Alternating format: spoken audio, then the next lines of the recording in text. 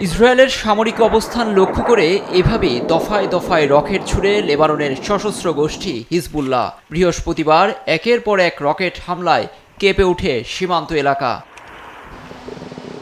এসব শক্তিশালী একাধিক রকেট প্রতিহত করে ইসরায়েলের উন্নত আকাশ প্রতিরক্ষা ব্যবস্থা আয়রন ডোম, এমনটাই দাবি করেছে তেল আবিব।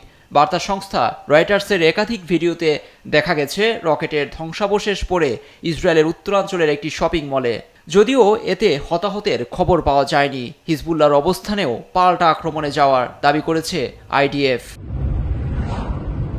বুধবার ইসরায়েলি হামলায় হিজবুল্লাহর জ্যেষ্ঠ কমান্ডার মোহাম্মদ নাসের নিহতকে কেন্দ্র করে প্রতিশোধমূলক হামলা চালিয়েছে গোষ্ঠীটি। এতে উত্তেজনা আরও বেড়েছে।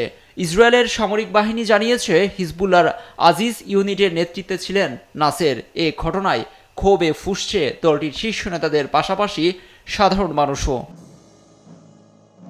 নিহত হিজবুল্লাহ নেতার কফিনকে সামনে রেখে বদলা নেয়ার হুঙ্কার দিয়েছেন দলটির নেতাকর্মীরা।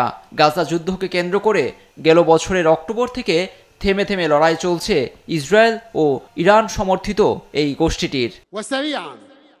প্রিয় নেতা ও আমাদের ভাইকে হত্যার প্রতিশোধ নেব আমরা। ধারাবাহিক হামলা চলবেই।